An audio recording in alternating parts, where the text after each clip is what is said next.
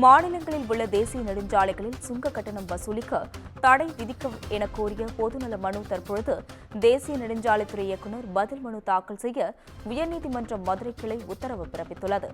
தேசிய நெடுஞ்சாலையில் பல இடங்களில் சுங்க கட்டணம் வசூலிக்கப்படுகிறது எனவும் சுங்க கட்டணம் வசூலிக்கப்படுவது சட்டவிரோதம் எனவும் அது அரசியலமைப்பிற்கு எதிரானது எனவும் அந்த மனுவில் குறிப்பிடப்பட்டுள்ளது. இதுகுறித்து கூடுதல் விவரங்களை வழங்குவதற்காக செய்தியாளர் வசந்த் இணைப்பில் உள்ளார். வணக்கம் வசந்த், இது குறித்த விவரங்களை பகிரலாம். வணக்கம் அஸ்வினி. மாநிலங்களில் உள்ள தேசிய நெடுஞ்சாலைகளில் சுங்க கட்டணம் வசூலிக்க தடை விதிக்க வேண்டும் என மனு கோரிய விசாரணையானது இன்று மதுரை உயர்நீதிமன்றத்திற்கு வந்தது. இந்த விசாரணையில் நெடுஞ்சாலைத்துறை இயக்குனர் பதில் மனு அளிக்க வேண்டும் என்று உயர்நீதிமன்றம் தற்போது கிளையானது உத்தரவிட்டுள்ளது. இதன் விரிவாக பார்க்க வேண்டும் என்றால், தென்காசியைச் சேர்ந்த வழக்கறிஞர் வெங்கட்ராமன் உயர்நீதிமன்ற மதுரை கிளையில் ஒரு மனுவானது பொதுமனு தாக்கல் செய்திருந்தார். இந்த மனுவில் மத்திய அரசு சார்பில் தேசிய நெடுஞ்சாலையில் அமைக்கப்பட்டுள்ள இடங்களில் சுங்க கட்டணமானது வசூலிக்கப்படுகிறது.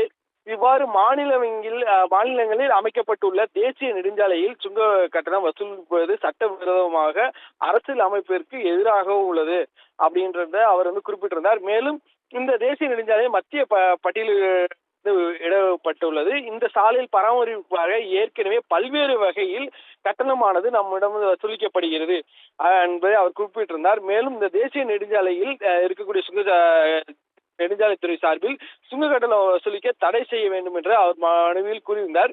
இந்த மனுவானது பல்வேறு கட்டங்களாக விசாரணை வந்த நிலையில் இன்று நீதிபதிகள் சுப்பிரமணியன் மற்றும் மரியா கிலீட் அவர்கள் அமர்வில் விசாரணைக்காக இன்று வந்தது.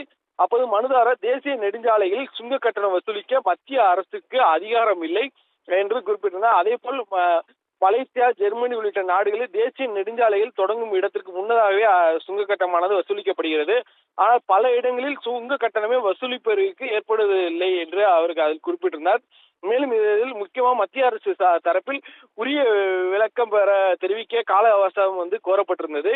இதைத் தொடர்ந்து நீதிபதி அவரோட கருத்துக்களை சொல்லும் போது, தேசிய நெடுஞ்சாலை அமைப்பின் நோக்கமே தடையற்ற பயணத்தை தான் செய்ய வேண்டும். அதே போல் மதுரை, சென்னை செல்லும் தேசிய நெடுஞ்சாலையில் பல இடங்களில் சுங்க கட்டணமானது வசூலிக்கப்படுகிறது. இவ்வாறு ஒவ்வொரு சுங்க கட்டணங்களையும் கிட்டத்தட்ட சுங்க கட்டணம் செலுத்துவதற்கு வாகனம் கடந்து செல்வதற்கு பல மணி நேரம் ஆகிறது. மொத்தம் அரை மணி நேரம் வீணாகிறது என்று, அதுக்கு மேல் வீணாகிறது. இதுக்கு மாற்று வழியே இல்லையா என்று ஒரு கேள்வியை முன்வைத்து அந்த கேள்வியை எழுப்பினர்.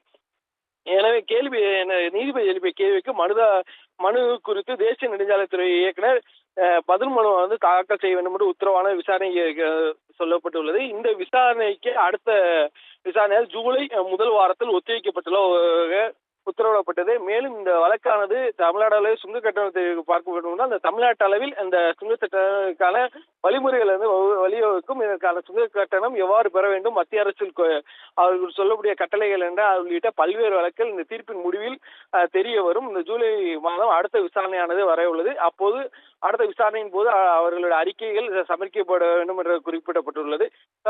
பல்வேறு விஷயங்கள் இந்த சுங்க கட்டணம் அடுத்த மாதம் தெரிய வரும். அஸ்வினி, கூடுதல் விவரங்களுக்கு நன்றி வசந்த்.